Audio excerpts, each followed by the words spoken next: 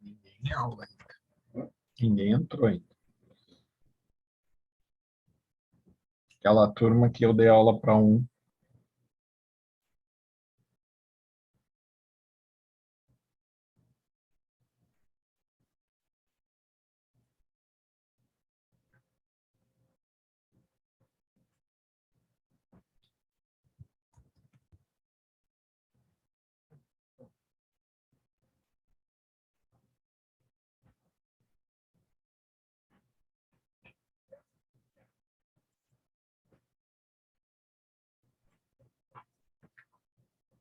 É o calor de verdade.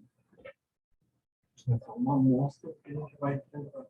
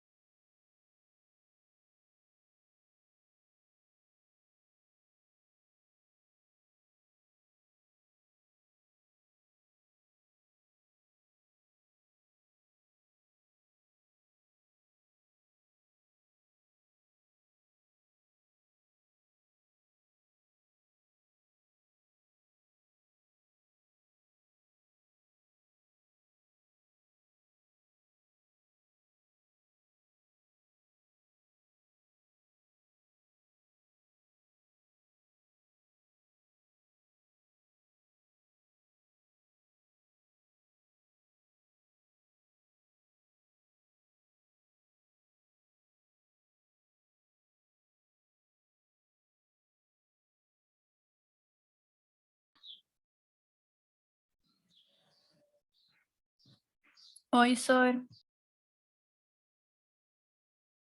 Aí,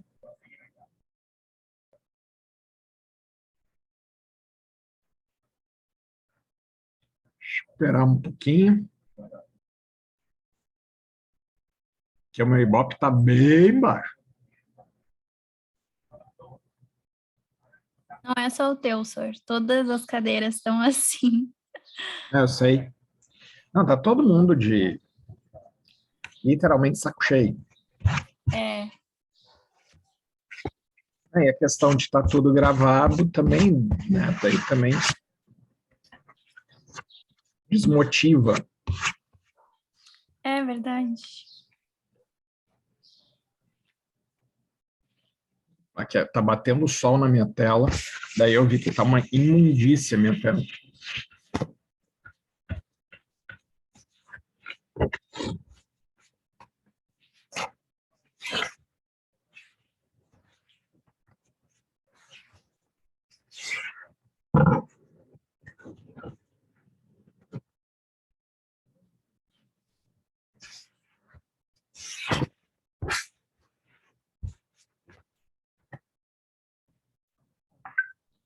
O que eu só ouço dos professores é isso, ninguém está assistindo aula, ninguém está... É a reclamação geral, assim. Pois é. Semestre que... o ano que vem as coisas vão voltar, né, Sor? Será que Claro, vai conseguir? claro. Vai ser difícil, né? É que eu não sei se... Porque a gente tem aí no meio do caminho carnaval, tem um monte de coisa. Não sei se a gente vai conseguir manter o... E depois até engrenar, né, a questão do presencial vai ser complicado. Vai ser complicado, tu tem toda uma adaptabilidade. Tu tem dois tipos de... que eu vejo, assim, dois problemas aí. Um é o pessoal que entrou nos últimos 4 semestres que não tiveram nenhuma atividade, assim, né, ao máximo alguns encontros agora presenciais, e assim mesmo para alguns, né, que também não vai todo mundo. Então, tu imagina, o pessoal que já está vindo, tem uns que já estão vindo do ensino médio com a questão do remoto. Então, como é que tu, sabe, faz essa transição, né, para esse pessoal que está, no mínimo 2 anos sem ter tido nenhuma, né, experiência. E daí tu tem um outro grupo que é um que estava no presencial, ficou 2 anos no remoto e agora volta para o presencial. E tendo toda aquela característica que tu tinha no remoto e que, de repente, tu vai deixar de ter algumas vantagens lá no presencial.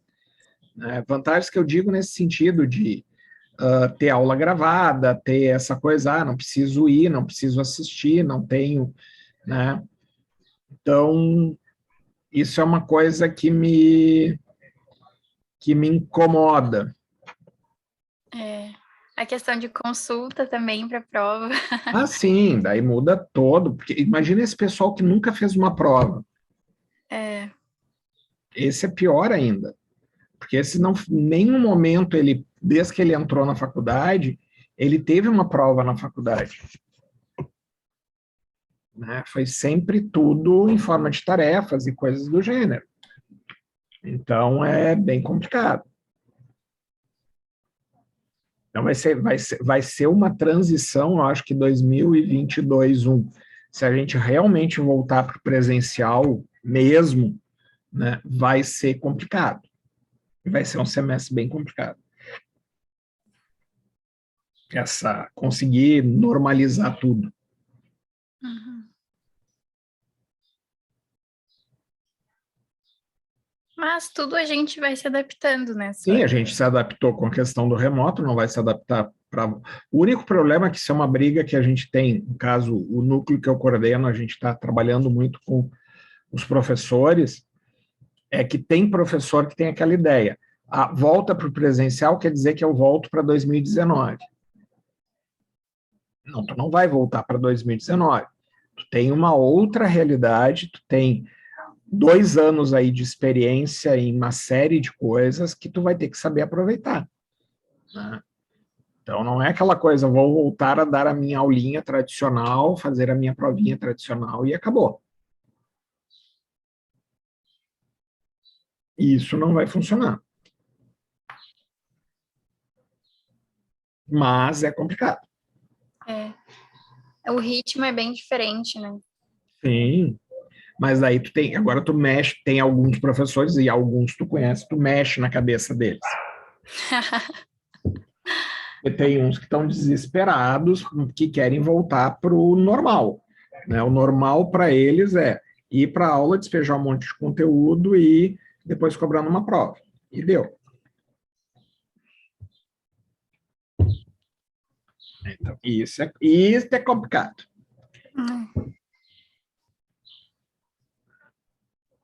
Andressa, vamos começar. Tá. Só terminar de tomar esse chimarrão, daí a gente começa.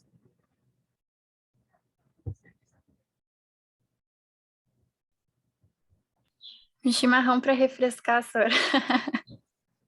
Para refrescar e a questão toda que eu estou precisando por causa das minhas pedrinhas, né? Pedrinha? Nos rins. Ah. Estou com uma pedrinha presa na uretra. Putz. Então, eu tenho que fazer xixi, bastante xixi. Ah, o chimarrão é ótimo, então. Então, estou me entupindo de chimarrão e água. Vamos lá. Bom, o que a gente vai ver hoje? Tá? Então, a nossa ideia, assim, hoje e amanhã, tá? A gente viu, na semana passada, terça e quarta, a gente viu toda a parte conceitual de frio, tá? Hoje e amanhã a gente vai ver cálculo de frio e na quarta-feira a gente vai ter uma atividade presencial, tá? Então, quarta-feira a gente vai ter 2 práticas para a gente fechar a parte de atividades práticas, uma que é fraude de leite e a outra que é para vocês complementarem aquela dos sucos. Vocês viram com o Arthur como calcular atividade de água, né? Então, vocês tinham todos os dados lá do suco do grupo de vocês têm que calcular qual é a massa de açúcar para colocar naquele suco, num volume de suco, para que a gente atinja uma nova atividade. Então, o que a gente vai fazer? Vocês têm que calcular antes de quarta a quantidade de açúcar, o Arthur deve ter explicado isso para vocês como fazer, tá? E daí, com isso, a gente vai fazer o quê?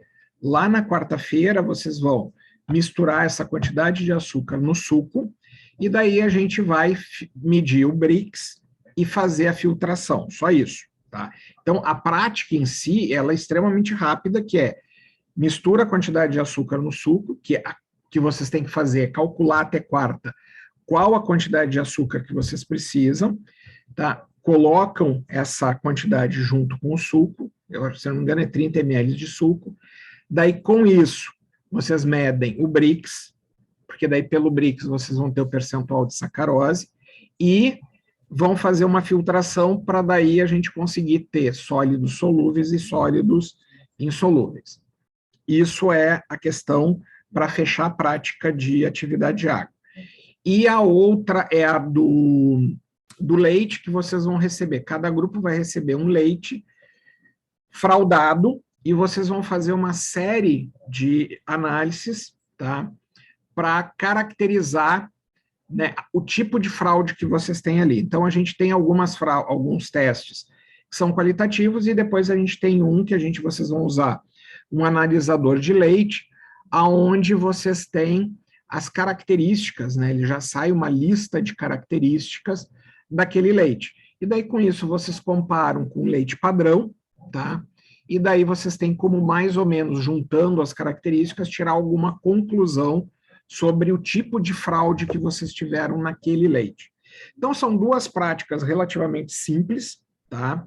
Que vocês têm que fazer, tá? Então, isso é para quarta-feira.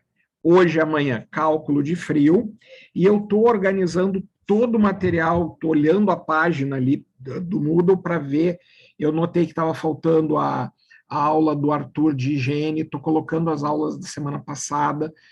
No fim de semana, eu fiz isso com planejamento, organizei toda a página de planejamento, e hoje eu comecei a organizar o material de EBA, tá? Então, quero ver se até quarta-feira eu tenho a página do Moodle toda certinha, com as questões das práticas, tudo, para a gente poder fechar tudo, tá? Então, isso é uma coisa que eu estou tentando fechar para também as correções ali do segundo módulo, tá? Certo? Perguntas?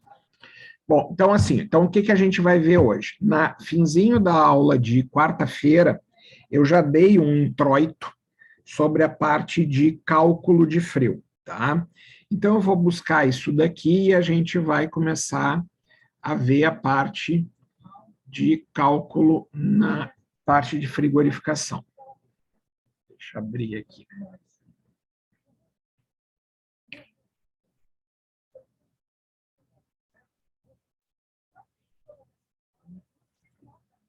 Tá aparecendo não, né? Tá, não sei o que ele está fazendo, não é a primeira vez que ele faz isso. Deixa eu ver.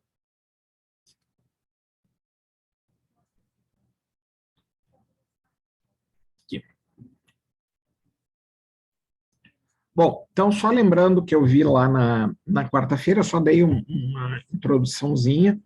A gente vai ver dois tipos de cálculo, que é, primeiro, determinar o tempo entre, pego um alimento que eu vou colocar num túnel de congelamento, numa câmara, ou qualquer tipo de equipamento, que foram os equipamentos que nós vimos, tá? Quanto tempo ele leva para sair de uma temperatura e chegar noutra temperatura. Isso daqui, basicamente, como a gente também já viu na quarta, isso vocês já sabem calcular. A gente tem só um detalhezinho ali diferente. E o outro, que é o diferente, é o cálculo de capacidade de uma câmara frigorífica, quando eu tiver que dimensionar uma câmara frigorífica, tá? Então, na parte de cálculo de tempo, a gente tem uma situação como essa, né? Que seria o inverso do que a gente vê lá no calor. Então, aqui a gente tem o alimento entra numa determinada temperatura, ele começa a baixar a temperatura até o ponto de congelamento e depois ele baixa mais a temperatura. Então, o que acontece? Aqui a gente tem a curva da água pura e depois a gente tem a curva de uma solução e de um alimento.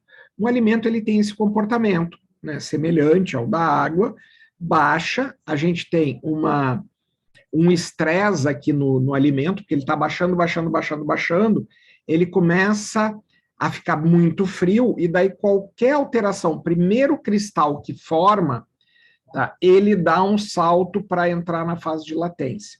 Então, na realidade, o que a gente faz? A gente despreza essa região aqui, tá? Isso daqui é a mesma coisa que vocês devem ter visto lá no Nicoletti, com a parte quando a gente está fundindo, né, solidificando um metal. Ele acontece isso, ele vai indo, daí quando tu tem uma mudança de entalpia ali, ele gera uma quantidade de calor, por isso que aumenta um pouquinho a temperatura, e entra na mudança de fase. E depois ele entra na parte depois que ele congela, vamos dizer assim, ele entra, vai baixando mais a temperatura se for o nosso interesse, tá? Então, normalmente, é importante, né, a gente ter sempre o desenho de uma curva. Em que sentido? Saber aonde que está o nosso... deixa eu botar aqui. Aonde que está o nosso cursor, desculpe, o nosso ponto de congelamento, tá? E daí, em função disso, tudo que vier acima do ponto de congelamento é a refrigeração, no ponto de congelamento é mudança de fase, e abaixo do ponto de congelamento a gente considera, né, estou reduzindo mais a temperatura. Então, normalmente, a gente, do ponto de vista teórico, a gente considera, né, o perfil da água pura, tá? Sabendo que não é esse perfil. E isso é o que acontece lá na prática de congelamento que a gente fez. Vocês foram medindo a temperatura dos alimentos e vocês vão comparar com um teórico, tá? Continuando. Então, aqui de novo, né? Refrigeração, congelamento e depois a congelação, no caso, e o congelamento. O congelamento e congelação, daí depende. Resfriamento, a congelação, que seria a mudança de fase, e o congelamento final, que é quando baixa mais a temperatura. Se eu estou trabalhando, por exemplo, num equipamento de refrigeração, a gente só vai trabalhar nessa região. Se o meu equipamento já chega na temperatura de congelamento, ou no ponto de congelamento, eu posso ter daqui para baixo. Tá? Ou, às vezes, ele já chega no meu equipamento abaixo do ponto de congelamento, eu só vou ter que determinar esse tempo aqui. Então, vai depender de cada caso. Tá? Então, o tempo de resfriamento e o tempo de congelamento, então, voltando aqui, ó, esse tempo e esse tempo aqui, vocês já sabem calcular, que é através das cartas, gente. Eu vou ter regime transiente, Biot, Fourier e temperatura reduzida e as cartas. Né? Então, depende da forma. Eu tenho Fourier, o nosso objetivo normalmente é o tempo, quanto tempo eu levo de uma temperatura a outra. Tenho a difusividade, a dimensão característica. Por que a difusividade está aqui, difusividade 1? Porque eu tenho as propriedades do alimento, elas mudam quando o alimento está no resfriamento, antes de congelar, e depois de congelado. Então, a gente tem uma condutividade antes de congelar, uma massa específica antes de congelar e um calor específico antes de congelar, e a mesma coisa, eu tenho essas propriedades, né, depois de congelar. Tá? Biot, coeficiente de película, né, coeficiente convectivo, a dimensão característica e o K1. E as temperaturas a temperatura inicial que eu tenho, a temperatura do meio e a temperatura final. Tá? Depois, o que tem de diferente? Aqui eu só vou pular aqui, depois eu volto para cá. No congelamento, que é abaixo do ponto de congelamento é a mesma coisa, só que daí a gente chama de 2 aqui para dizer que as propriedades são anteriores. O que eu tenho diferente? Mudança de fase. Na mudança de fase, gente, existem vários modelos para caracterizar o tempo na mudança de fase. A gente vai usar a hipótese de Planck, ou a equação de Planck, para a mudança de fase, porque ela é uma das mais simples que tem, e ela trabalha com dados que normalmente a gente tem, que são as propriedades que a gente já precisou usar, dimensão característica, o ponto de congelamento, o calor latente do alimento, porque a gente está na mudança de fase, então a retirada do calor latente, e o P e o R, que são propriedades, né, são parâmetros em função da geometria. Se é uma esfera, se é uma placa ou se é um cilindro, tá? Que depois a gente vai ver que tem uma tabelinha para isso. Isso daqui foi o que a gente tinha visto na quarta. Então, a gente já vai começar pegando um exercício, gente. Então, olhem esse exercício aqui. Alguma pergunta, gente? Eu passei bem rapidamente aqui, porque isso daqui a gente tinha falado na quarta. Tá tranquilo? Tranquilo. Bom, então assim, vamos pegar esse exemplo, gente. Eu tenho peixes inteiros, tá? Eu tenho a condutividade e o calor específico. Desculpe, eu tenho a condutividade antes de congelar e depois de congelar, a massa específica antes de congelar e depois de congelar. Ele tem um diâmetro médio de 10 centímetros, e aqui foi caracterizado, para simplificar o cálculo, um cilindro infinito, tá? Que daí facilita os nossos cálculos. Eles são levados de uma temperatura de 20 graus a menos 10 graus, em um congelamento de túnel com ar a menos 20, aonde o coeficiente de película é esse daqui. Então, o que eu tenho? Eu tenho um túnel, onde o meu peixe, né, que eu vou considerar um cilindro, ele está entrando a 20, e eu quero que ele saia desse túnel a menos 10. Dentro do túnel, eu tenho uma temperatura de menos 20 graus. A temperatura do meio é menos 20.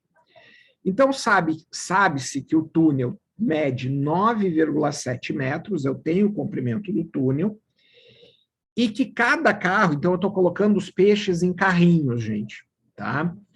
Possui uma base quadrada de 1,2 metros. Então, ele tem um comprimento, deixa eu pegar aqui,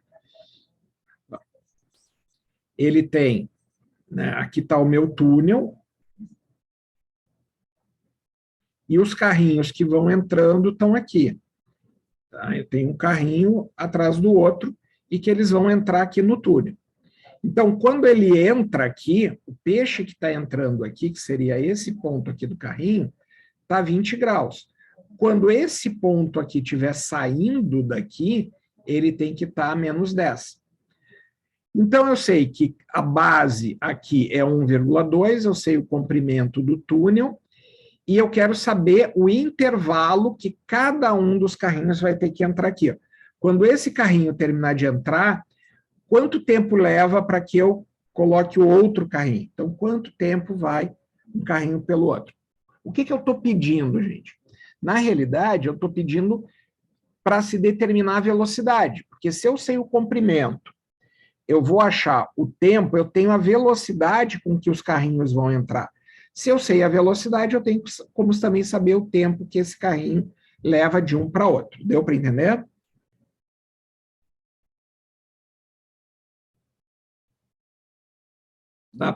Deu para visualizar o que a gente está... Essa parte final aqui, depois a gente fala mais. Mas o importante é quanto tempo eu levo de 20 a menos 10.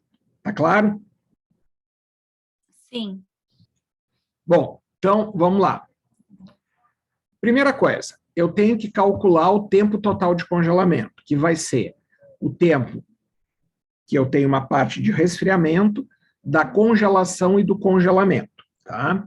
Então, o cálculo T1 é quando ele parte de 20 graus e vai até a temperatura de congelamento. Então, aí, gente, eu preciso de uma série de dados, tá? Então, primeiro dado, temperatura inicial. 20 graus, isso foi dado no problema. Ponto de congelamento. Ponto de congelamento de um peixe, em média, é menos 2 graus. Da onde vem isso? Tabela. Essas tabelas já estão lá no Moodle para vocês, tá?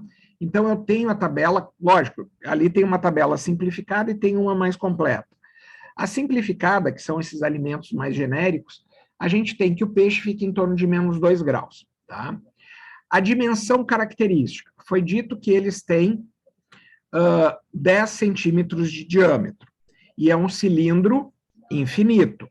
Se é um cilindro infinito, o que acontece, gente? O calor vai chegar no centro desse cilindro pelo raio. Então, se o diâmetro é 10, o raio é 5, certo? Então, se o raio é 5, aqui eu só coloquei para ajustar as unidades, tá? Coeficiente de película, né, o coeficiente convectivo foi dado, condutividade antes de congelar foi dado, calor específico, gente, tem a tabela que também está lá junto com os pontos de congelamento, eu tenho a tabela do calor específico antes de congelar para os peixes, em média, né, porque de um peixe para outro a gente vai ter variações. E a massa específica desse peixe também foi dado, tá? Então, tendo esses dados aqui, a gente tem como calcular, né, o primeiro tempo, tá? Então, como é que a gente calcula o primeiro tempo? Aqui só vou mostrar as tabelas lá, que estão lá na folhinha, eu tenho aqui os alimentos, tenho ponto de congelamento, calor específico antes de congelar, depois de congelar, e o calor latente. Então, isso tem uma tabela com essas propriedades dos principais alimentos, gente, de uma maneira bem média, gente. Peixe, carnes, porco, aves, tá? Maçã, cereja, então, tá bem, né, bem genérico, tá?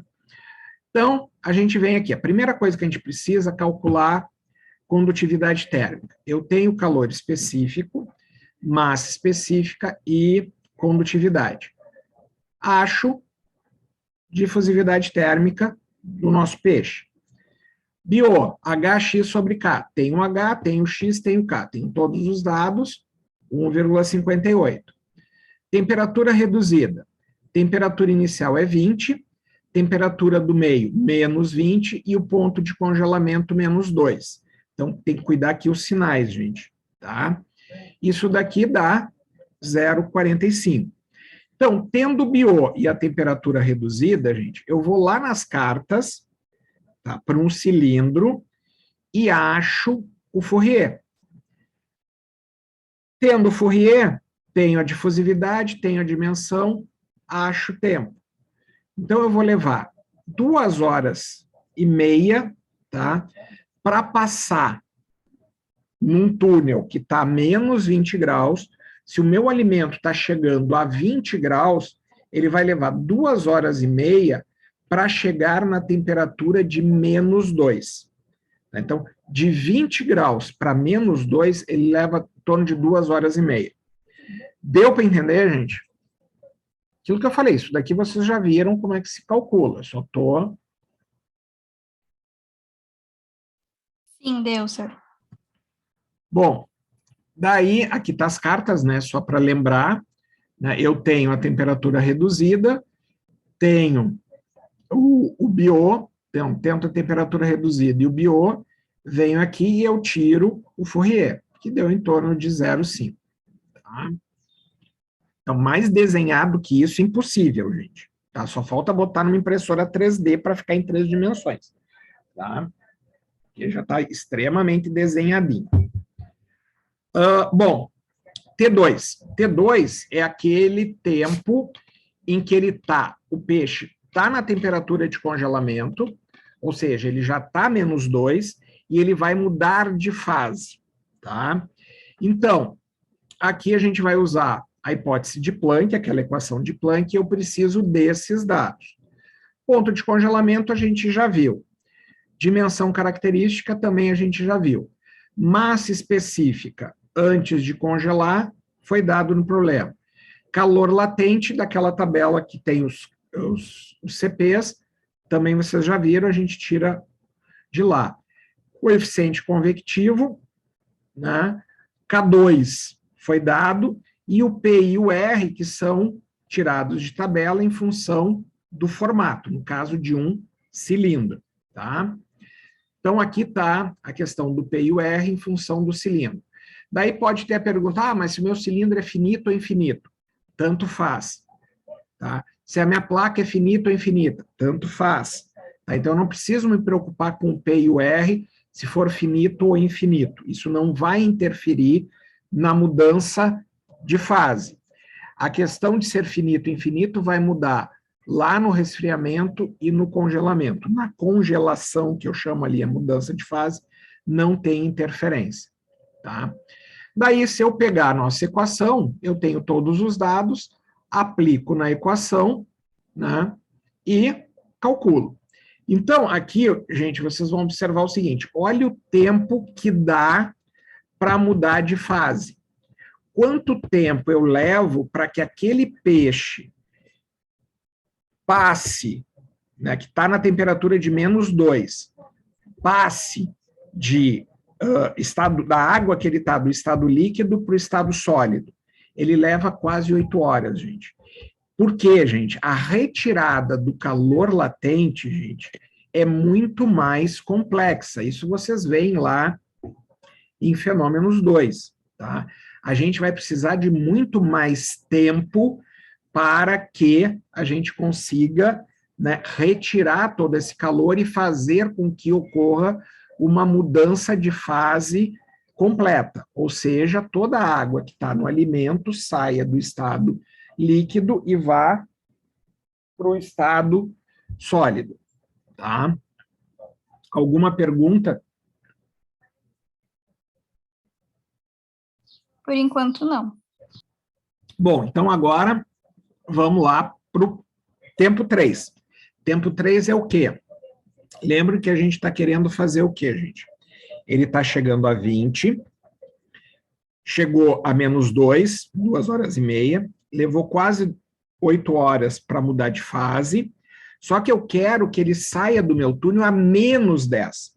Então, quando ele mudou de fase, ele está -2. Então, eu quero ainda baixar mais a temperatura do meu peixe. Tá? Então, ele já está congelado, eu só quero baixar a temperatura dele. Então, aqui não está ocorrendo mais mudança de fase e o calor que eu estou retirando é um calor sensível. Tá? De novo, eu preciso uma série de dados, temperatura final -10, ponto de congelamento a gente já viu que sai da tabela, dimensão característica, o H, o K2, CP2 lá da tabela também que a gente tinha, e o ρ2. Isso daqui foram dados do problema. E a gente vai fazer que nem a gente fez no primeiro, na parte de refrigeração. Né? Calcula a difusividade, tenho todos os dados, tenho a difusividade, calculo o BO, né? Por que muda o BO? Porque eu tenho uma condutividade diferente, o H e o X não mudaram.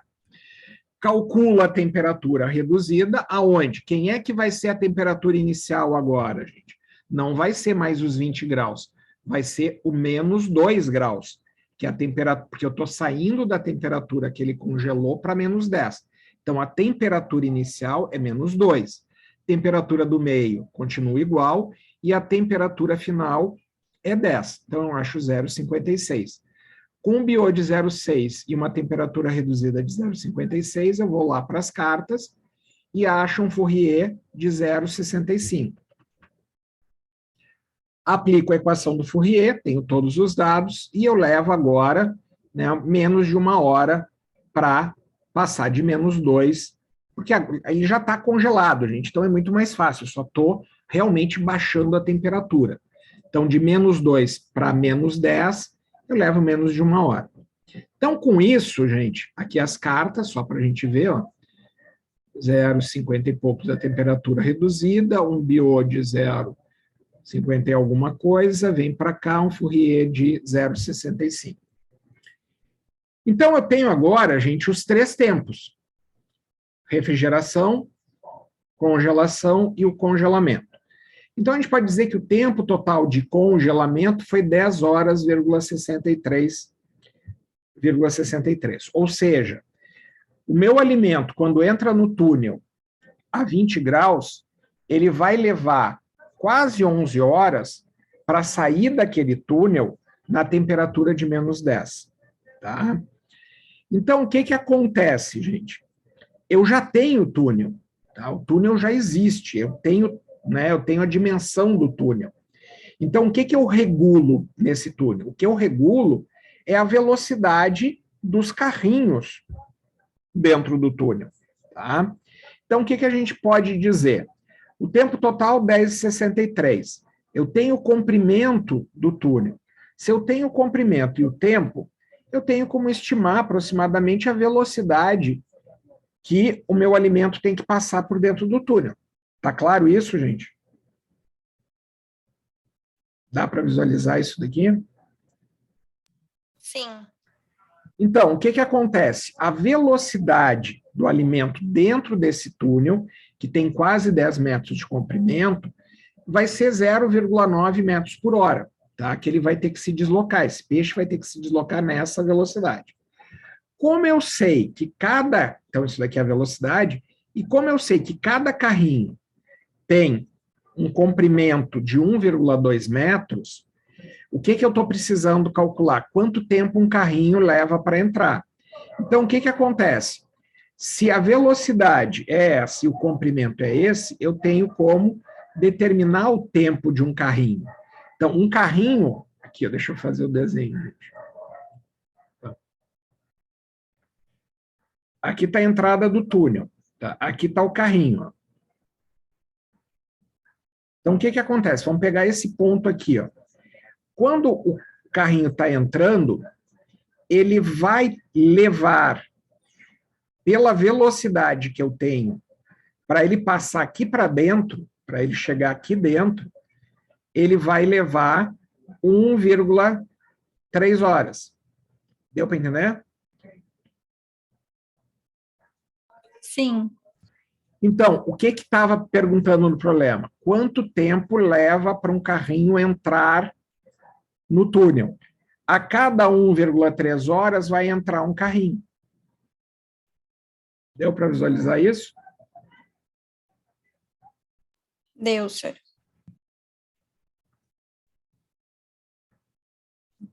Perguntas?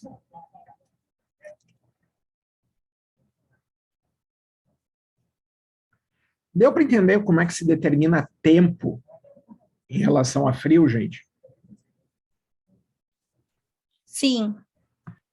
Bom, então isso, tempo. Depois a gente vai fazer mais um exercício. Provavelmente amanhã a gente faça. Opa, mais um exercício. Então agora a gente vai ver o outro cálculo que a gente precisa. E aqui, gente, vocês vão ver que é receita de bolo, como eu digo. Eu tenho uma coisa importante para nós, é o dimensionamento da capacidade térmica de uma cama. O que seria isso, gente?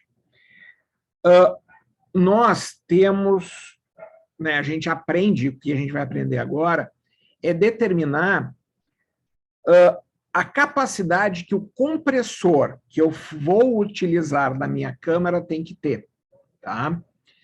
E, obviamente, depois isso vai lá, né, a gente trabalha normalmente nas câmaras frias com engenheiros mecânicos, né, que vão fazer daí a montagem do compressor para, né, caracterizar e montar e funcionar a nossa câmara. O que que acontece, gente? Tem alguns compressores que tu pode comprar. Então, muitas vezes na indústria, o que que acontece? A gente tem duas situações. Uma, a gente já tem uma câmara, tá? E daí tu vai trocar o teu alimento, tu vai trocar o que tu vai armazenar lá dentro. Então, muitas vezes tu quer verificar se aquele compressor que tu tem é suficiente para aquilo que tu quer. E a outra situação é o dimensionamento. Tu quer dimensionar uma câmara. Então, muitas vezes, gente, tu chega, olha, eu quero uma câmara com tais dimensões, em função do volume do que eu quero armazenar, e daí eu preciso de um compressor com tal capacidade. Daí tu vai procurar no mercado. Óbvio, gente, que tu não vai encontrar exatamente naquela capacidade, daí normalmente a gente coloca uma capacidade maior, para garantir que. E vocês vão notar nos nossos cálculos uma coisa importante, gente. A gente já coloca alguns percentuais aqui de garantia, tá? E isso, gente, simplifica muito o nosso cálculo. Por quê? A gente vai ter muita coisa de tabelada, tá? E daí vem aquela coisa, eu preciso interpolar. Não, não se interpola, gente. Se vocês forem interpolar, então se alguém gosta de sofrer aí e quiser pegar um problema desse, resolver como a gente vai ver agora, e depois resolver interpolando, vocês vão ver que a diferença lá no final é mínima, tá? Por quê, gente? A gente já coloca a margem de segurança. Porque como essas tabelas que nós temos são tabelas empíricas, são tabelas experimentais, existe uma quantidade, um erro acumulado aí que é significativo. Então não tem o porquê a gente ficar quebrando cabeça em interpolação, tá? Então, na realidade, o que acontece? A gente vai trabalhar com duas situações, gente. O que a gente chama de os extremos de uma câmara, tá? Então, a gente vai ver a situação máxima, tá? O extremo máximo que a gente tem, tá? E a condição mínima. Hoje em dia, gente, essa condição mínima, ela é mais para a gente ter uma ideia de ociosidade de compressor, caso eu não tenha um controle, um compressor automatizado, tá? Então, só nessa situação. Então, a gente vai ver isso. Hoje em dia, como os compressores estão basicamente todos automatizados, que nem a gente pega uma geladeira, gente, vamos pensar assim, a geladeira. Não sei se vocês lembram, provavelmente não pegaram muito essa época, vou para a praia no verão. Daí, o que acontecia? Baixa a temperatura da geladeira, porque ela vai ficar fechada um mês, para não gastar tanto. Já ouviram isso? Ou se lembram de ter presenciado isso, gente?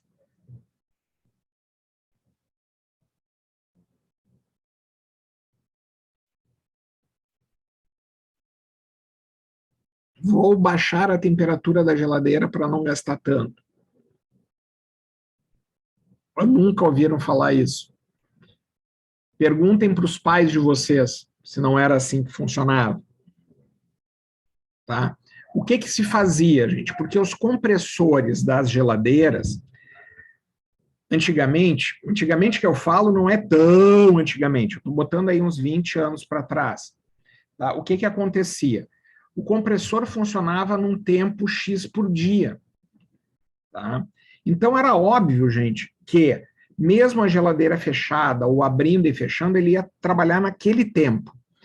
Hoje em dia, quando é que o compressor funciona? Quando a temperatura atinge um determinado nível, daí ele liga. Tá? Então, hoje a gente tem os sistemas de compressão totalmente automatizados, né? Mas ainda existem, tá, para câmaras grandes, tá, compressores que funcionam em tempos pré-estabelecidos. Então, por isso que a gente vai ver o máximo e o mínimo. Então, o mínimo é muito em relação a isso, gente, tá? A questão... Só um pouquinho, gente. Só uma coisa aqui.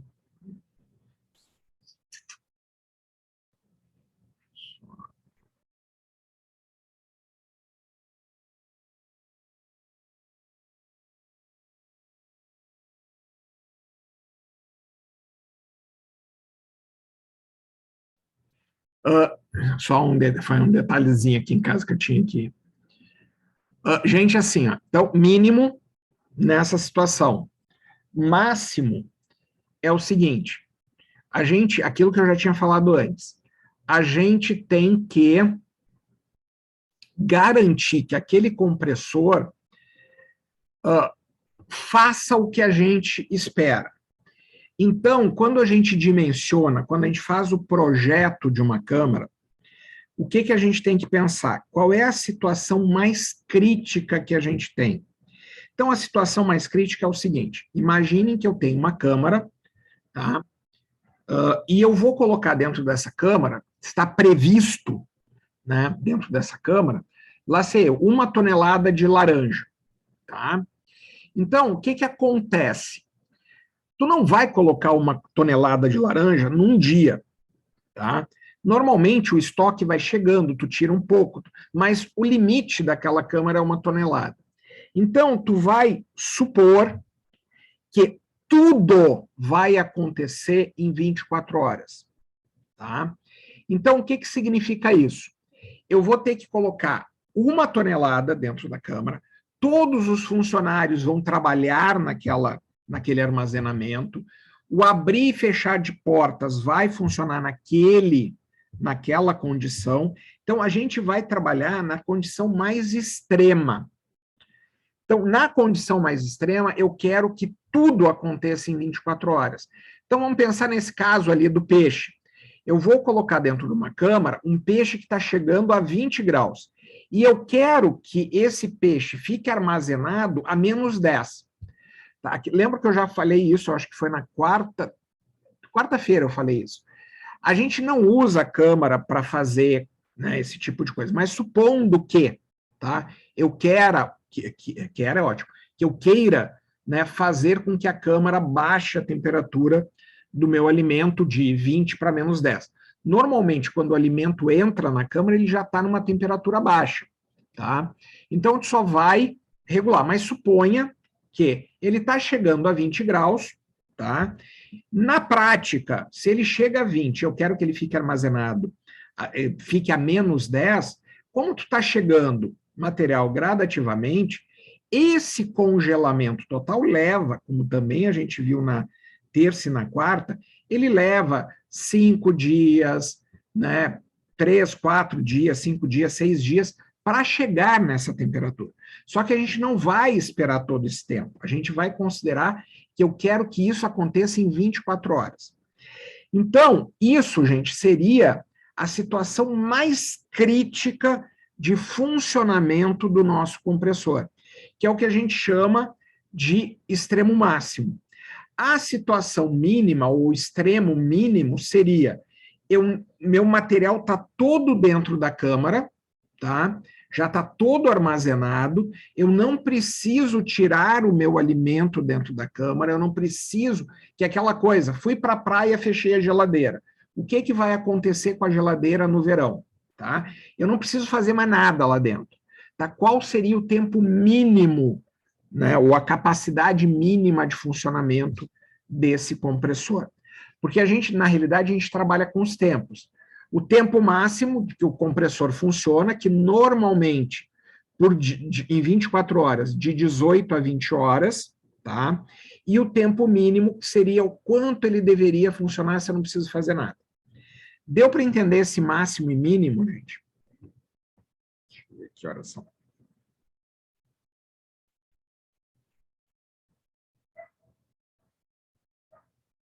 Deu para entender a condição máxima e a condição mínima? Deu, senhor. Bom, então o que a gente tem que fazer? Determinar a capacidade do compressor. Então, como é que se calcula a capacidade do compressor? É o calor total que eu tenho que retirar da minha câmara, tá? Pelo tempo de funcionamento do compressor. Então, a gente começa o nosso cálculo sempre na condição extrema máxima.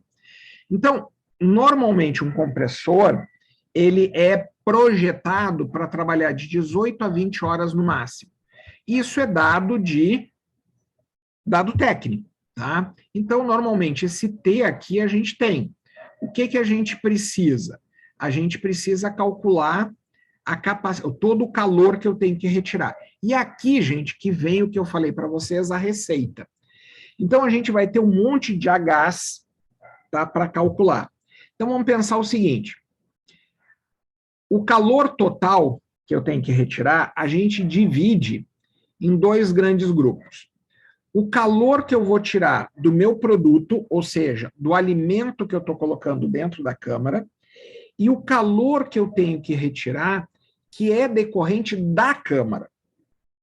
Então, são 2 calores que eu tenho que calcular, e a gente soma esses 2 calores e aí ainda coloca 10%, gente. Então, aquilo que eu falei antes, a gente precisa se preocupar com interpolação? Não.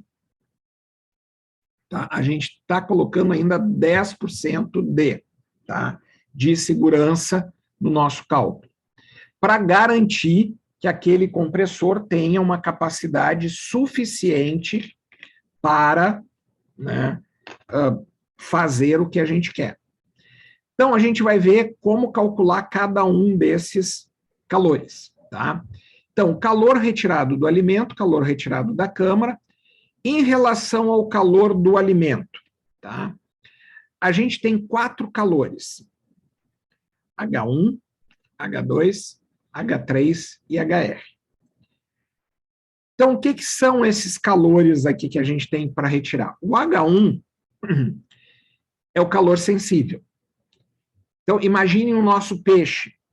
Tá? Vamos pensar o nosso peixe, que está entrando a 20 e eu quero que ele fique dentro da câmara a menos 10. Tudo vai acontecer dentro da câmara. Ele não vai passar pelo túnel que a gente dimensionou antes. Vai acontecer tudo dentro da câmara.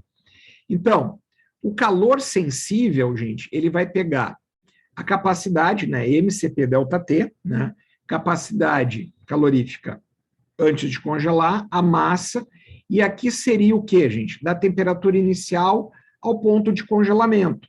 Então, aqui, no nosso caso lá do peixe, seria de 20 a menos 2, tá? Então, aqui a gente só coloca, gente, porque normalmente quando a gente calcula delta T, temperatura final menos inicial. Tá? Só que se a gente fizer isso, isso daqui dá negativo, que na realidade é negativo, né? Porque é o calor que eu quero retirar. Só que a gente faz o contrário porque a gente está somando os calores. Tá? Não é no sentido aqui, vamos dizer assim, absoluto do valor. Tá?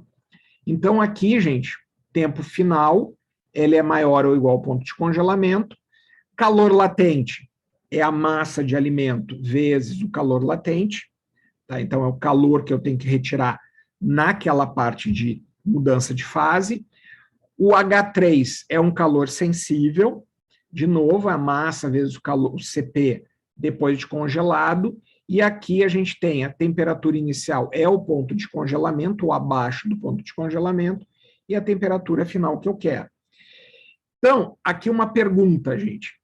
Por exemplo, se eu estou dimensionando uma câmara de refrigeração, eu vou ter os 3 Hs, o H1, H2 e H3?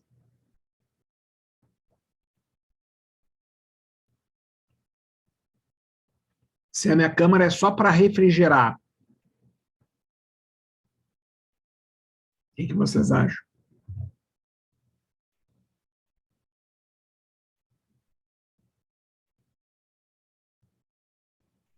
Ou não acho nada?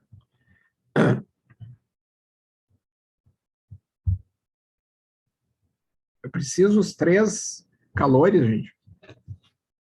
Se eu quero refrigerar. Imagine o peixe, eu quero colocar numa câmara que ele fique numa temperatura de 5 graus. O que vai acontecer? Eu tenho H1.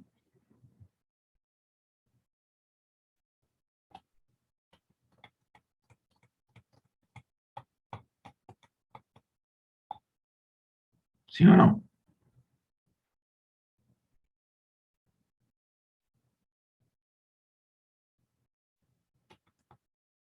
Talvez.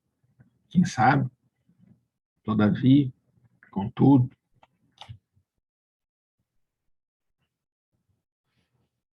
Não tem o H1? Tomás?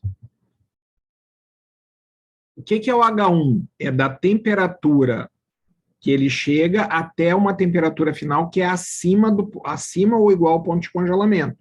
Se a minha câmara é de resfriamento, eu só tenho H1, porque eu não vou chegar no congelamento, eu não vou chegar na latência. Então, se a minha câmara é de resfriamento, eu só vou ter o quê? H1. Eu não tenho nem H2 nem H3. Se o meu produto, imaginem lá o peixe, ele está saindo do túnel a menos 10, e eu vou colocar na minha câmara esse peixe que está entrando a menos 10, e eu quero que ele fique na câmara a menos 15, o que vai acontecer? Eu tenho H1, H2 e H3.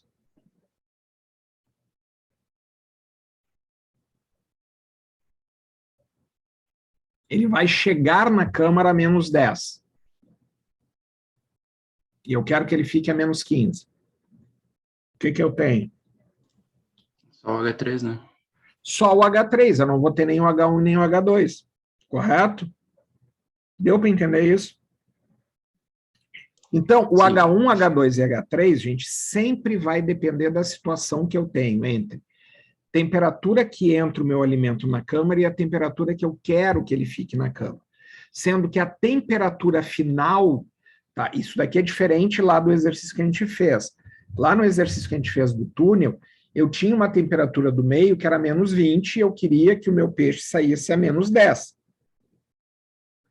Aqui na câmara, o que vai acontecer? A temperatura final do meu alimento é igual à temperatura da câmara, porque ele vai ficar mais tempo ali. Ele vai baixando a temperatura até chegar na temperatura da câmara. Tá? Então, sempre a temperatura final ou a temperatura de armazenamento do meu alimento dentro de uma câmara frigorífica é a temperatura da câmara frigorífica. Deu para entender H1, H2 e H3? Sim. Falta o HR. Quem é o HR? O HR, lembro que a gente falou lá na terça-feira, a gente falou bastante sobre uma coisa que está relacionada ao HR. Lembra que eu falei, se eu botar umas laranjas dentro de um saco, colocar na geladeira, daqui a pouco vai ficar úmida. E eu falei o quê? Que produtos vegetais respiram. Então, gente, o HR é o calor de respiração. Então, na realidade, quem é esse HR? O HR é um HR tabelado, existe uma tabela para diferentes produtos, vezes a massa que eu estou colocando lá dentro. Então, o que acontece, gente? Quem é que tem HR? Todo alimento tem HR? Todo alimento respira? Não. Só produtos de origem vegetal. Tá? Então, verduras, frutas, legumes, isso respira. Se eu quiser congelar o peixe, por exemplo, que a gente estava falando, o peixe não vai ter HR, o HR é zero, porque ele não é de origem vegetal, ele não tem um processo de respiração, ele não continua amadurecendo, tá? Então, esses 4 calores aqui, eles vão depender muito de alimento para alimento, situação para situação, cada caso que a gente está trabalhando. Deu para entender?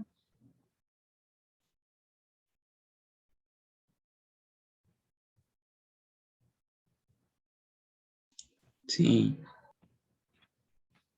Bom, então, em relação agora ao calor da câmara, eu tenho 5 calores para retirar da câmara.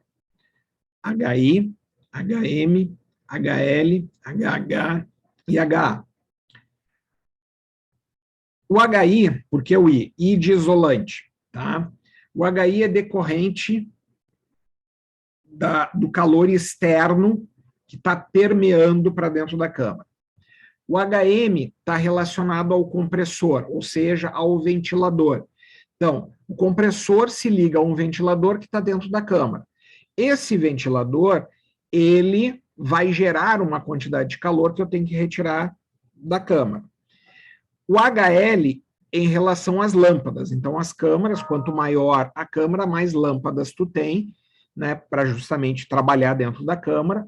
Então, tu tem um calor liberado pelas lâmpadas. O HH é em relação ao calor humano, tá? As pessoas que trabalham dentro da câmara liberam uma quantidade de calor que tem que ser retirada também da câmara. E o HA é o calor retirado do abrir e fechar portas.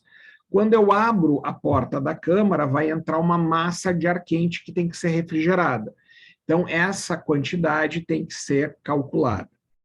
Então, esses são os calores decorrentes da câmara. Então, como é que a gente calcula cada um, gente? São equações, que, de novo, gente, é um monte de equaçãozinha básica. O HI das paredes está relacionado ao isolante. A gente despreza a parede, tá? E considera só o isolante, porque o que vai acontecer? Teto, parede, piso, tu sempre vai ter um isolante que vai ser quem vai, vamos dizer assim, reter a perda de calor para o meio externo, tá? Ou evitar que o calor que está no meio externo volte para dentro da câmara. Então, a gente calcula de que forma, gente? Que a quantidade de calor vai ser Ka delta T, tá?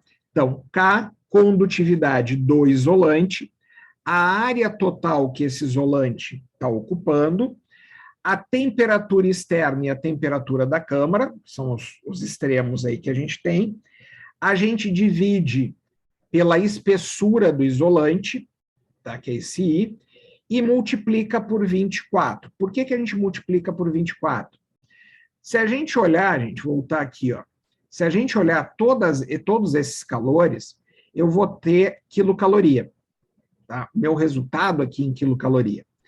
Se eu venho e aplico essa equação aqui sem o 24, eu vou ter quilocaloria por dia, ou quilocaloria por hora, desculpe, quilocaloria por hora. A gente multiplica por 24, por quê? Porque a gente está considerando, lembram, 24 horas. Estou considerando sempre um dia. Então, esse 24, gente, é só para caracterizar um dia, tá? Então, K do isolante, A da área do isolante, e aqui vem o seguinte, se eu tenho, as paredes têm um determinado isolante, o teto tem outro e o piso tem outro. Eu vou ter 3 HIs, um HI para as paredes, um HI para o teto e um HI para o piso, tá? Acontece muitas vezes, gente, por exemplo, eu tenho uma câmara, minha empresa está aqui, tá? A minha câmara está aqui, ó. Então, eu tenho essa parede aqui que está com meio externo. Então, o tipo de isolante que a gente usa aqui é um. Os isolantes que eu uso nas paredes internas é outro, porque, de repente, a temperatura dentro da empresa é menor. Então, a gente pode usar um isolante mais leve, vamos dizer assim, tá? Então, isso a gente sempre tem que analisar como é que a gente vai caracterizar os HIs, tá? Pode ser um só se toda a câmara tem um único isolante, ou a gente faz um HI para cada tipo de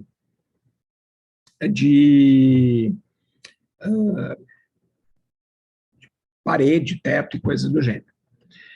Então, aqui temperatura e condutividade, área, aquilo que eu tinha falado. O HM dos ventiladores, ou seja, que está ligado ao motor, que está ligado ao compressor. Lembra que a gente falou o seguinte, os compressores, eles têm um tempo de funcionamento já pré-estabelecido, que é o tempo máximo desse compressor, que normalmente é 18, 19 ou 20 horas, tá? Normalmente, a grande parte dos compressores, o tempo máximo de funcionamento em 24 horas é 18 horas, tá? A grande maioria, tá? Se a gente não sabe, está fazendo projeto, a gente usa 18. Então, aqui a gente calcula 756 vezes o tempo de funcionamento do compressor, a potência do compressor e o número de ventiladores, tá? O que é o 756? 756 é converter HP em quilocaloria, tá? Então, aqui já está número de horas de funcionamento, que aqui pode ser 18, 20, potência do motor, ou seja, lá do meu compressor que eu tenho, em HP, e N o número de motores. E aqui já me dá em quilocaloria, tá? Das lâmpadas, mesma coisa, gente. 0,8618, tempo, potência e número de lâmpadas. Então, gente, esse H, hoje em dia, com lâmpadas mais frias, esse H vem diminuindo muito, né? A gente tem, hoje, a quantidade, o calor liberado por uma lâmpada fria é quase irrisório, tá? Mas, se eu não tenho uma lâmpada fria, né, eu calculo, mesmo uma lâmpada fria, a gente calcula. É a potência da lâmpada, tempo de funcionamento das lâmpadas e o número de lâmpadas que a gente tem com aquela potência. Quando é que as lâmpadas são acesas numa câmara, gente?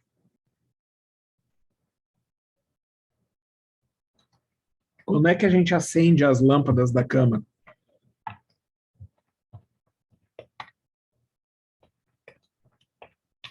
Elas vão ficar sempre acesas?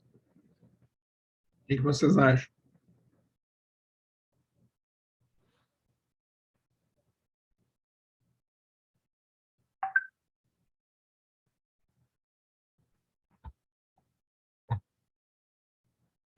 Fica sempre acesa ou não? Não, não ficam sempre acesas, gente. Elas vão ser acesas conforme as pessoas entram dentro da câmara, gente. Por exemplo, se eu estou armazenando laranja, laranja não tem medo de escuro. Tá? Então, tu não vai deixar a luz acesa. Tá? Se eu estou armazenando carne, né, a carne já, depois do que já saiu já como frigorífico, essa carne não tem medo de escuro. Então, eu só coloco quando eu tiver que entrar dentro da câmara. Tá? Então, esse é o tempo de funcionamento. Então, aqui tem todos os itens, né? Hora de funcionamento, potência, número de lâmpadas.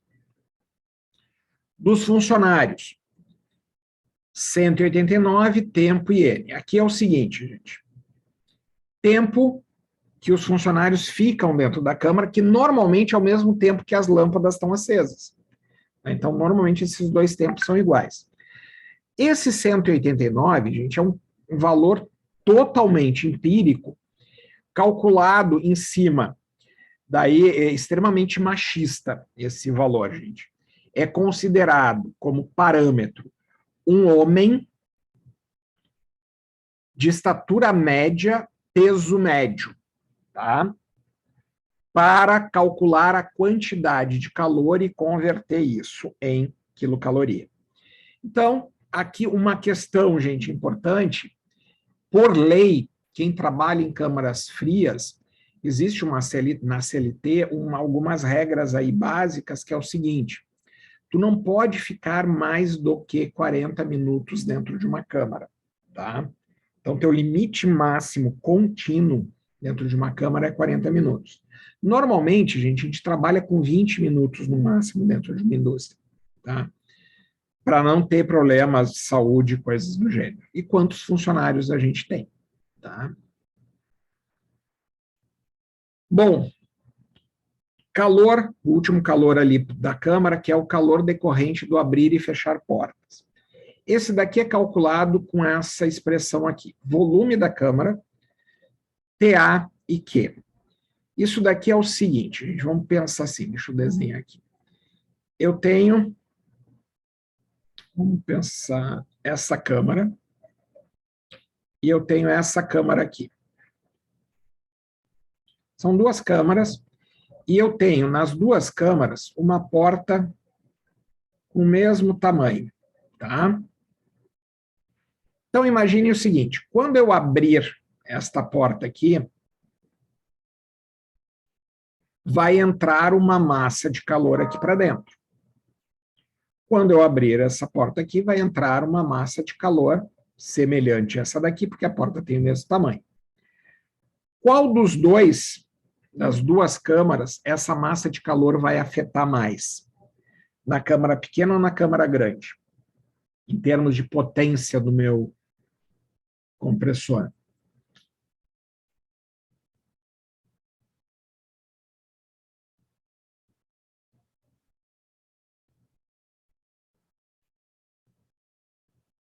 Vai ser mais fácil eu regularizar a temperatura dessa massa externa na câmara pequena ou na câmara grande?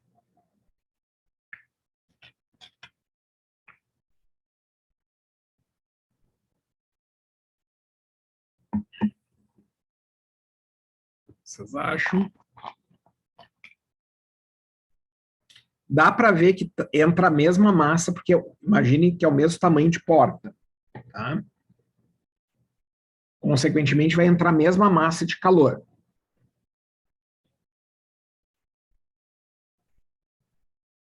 Na pequena, né, Tomás, é que vai ter o maior dano, vamos dizer assim, aonde eu vou precisar ter um cuidado maior, né, e, consequentemente, um gasto maior de energia.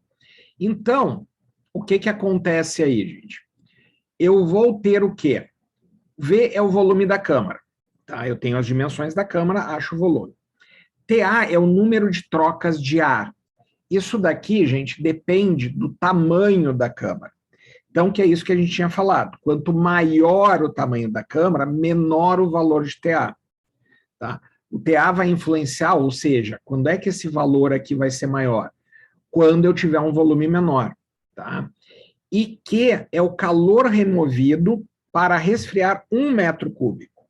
Tá? Que daí independe se é uma câmara pequena ou grande. Tá? Então, a influência do volume da câmara está no TA. Tá? Quanto maior o volume, menor o valor de TA. Isso daqui é tabelado e esse aqui também é tabelado. De novo, gente, parâmetros totalmente empíricos. São tabelas empíricas, tá? E tem uma coisa, essas tabelas foram desenvolvidas, gente, na década de 80, início dos anos 80, e até hoje são as mesmas, tá? Não tem alteração, tá?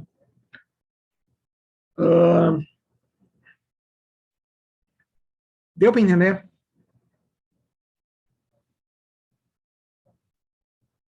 Alteração.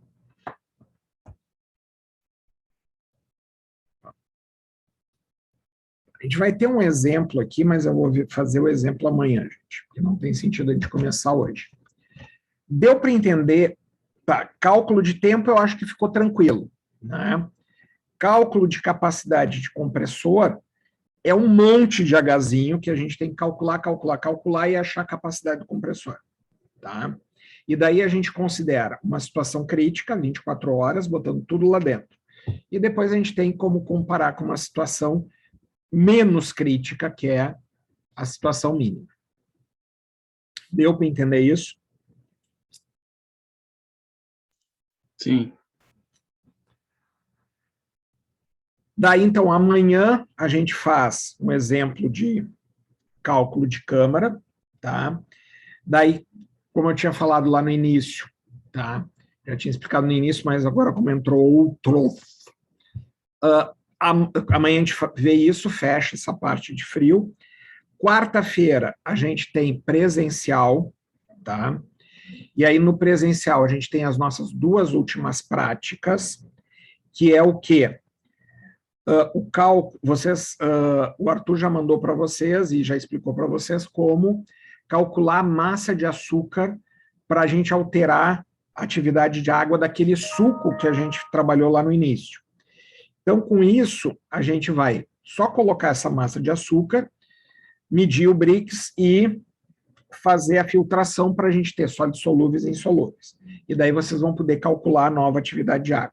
Então, vocês têm como calcular a atividade de água lá no suco inicial e agora vocês vão calcular de novo a atividade. Só que vocês têm que reduzir essa atividade e daí vocês têm que saber quanto de massa.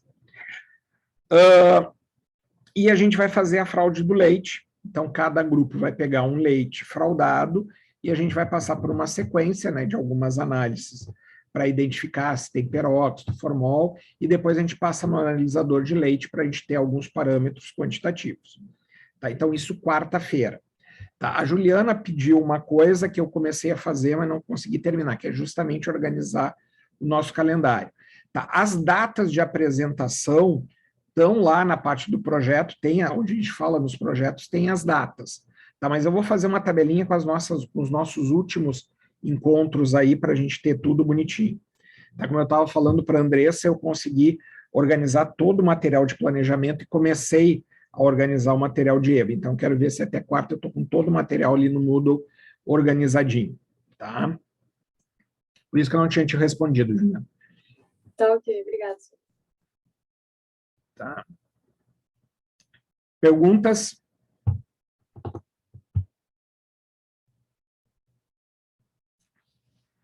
Então é isso, gente. Amanhã a gente termina, a gente vai fazer exemplo de cálculo de câmara, faz mais alguns exercícios, tá? E daí a gente fecha a parte de frio, certo? E quarta a gente tem presencial. Good? Tá bom, senhor.